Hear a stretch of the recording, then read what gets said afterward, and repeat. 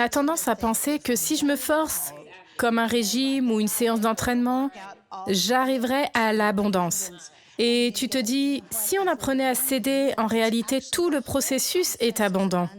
Certaines parties nécessitent un décapage. Je me souviens, l'une des saisons les plus difficiles de ma vie était pendant le processus d'adoption de Missy. C'est une histoire trop longue pour être concise. Ce n'est pas mon don de toute façon. Mais pour faire court, j'ai dû la laisser en Haïti. Elle était dans une situation vraiment très difficile et j'avais l'impression qu'elle était probablement maltraitée. Je devais la laisser là-bas, dans ce qui était un endroit où vous laissez votre chien chez le veto pour qu'il soit toiletté dans une cage. Et elle crie, elle a mal, elle est blessée. Mais légalement, je ne pouvais pas rester là. Et ma seule chance de la voir était de revenir à Nashville, de passer par les voies légales. Et je me souviens que je ne pouvais même pas parler durant le vol Miami à Nashville.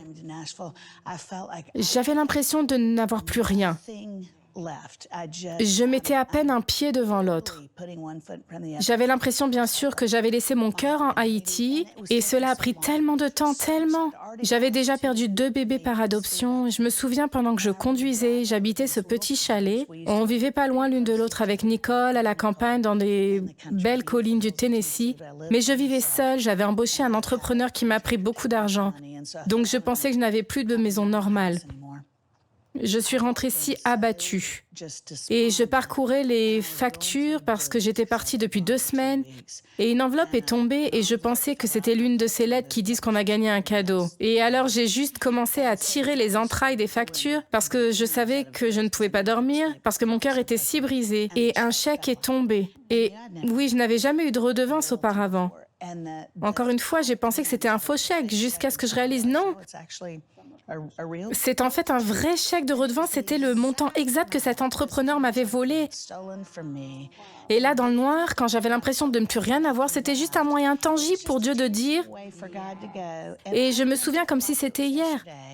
Je ne pense pas avoir entendu une voix audible du Seigneur, mais parfois il parle si fort que c'est quasiment audible. Et il a dit, dans cette nuit noire, il a dit, je t'ai promis, je serai un mari pour les sans-mari et je serai un père pour Missy en Haïti parce que je suis un père pour les orphelins. Et je me suis assise là sur le canapé et j'ai pleuré et je me suis dit, je pense parfois, c'est vrai, quand on arrive au bout de ses forces, on reconnaît quand il est tout ce qu'on a, il est tout ce dont nous avons besoin. Je peux identifier ce que vous avez dit.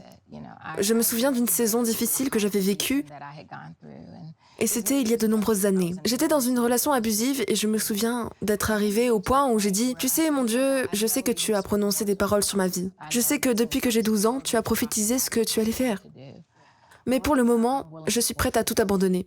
Juste prends-moi dans mon sommeil. » Et je me souviens avoir fait ma meilleure prière, essayant juste de me mettre de l'ordre dans ma maison parce que j'étais tellement convaincue que je me réveillerais le lendemain, le visage que je verrais serait le visage de Dieu. Et c'était mon espoir.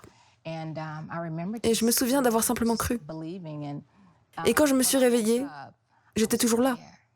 Et j'ai pensé, genre, tu ne veux pas me sortir de cette situation? Genre, tu ne veux pas me sauver de ça? Et je me souviens avoir ressenti une certaine déception. Parce que je pensais que la réponse que Dieu me donnerait serait un oui à ce que j'avais demandé. Mais j'ai appris plus tard que vraiment, parfois, le meilleur oui qu'il donne est sous la forme d'un non.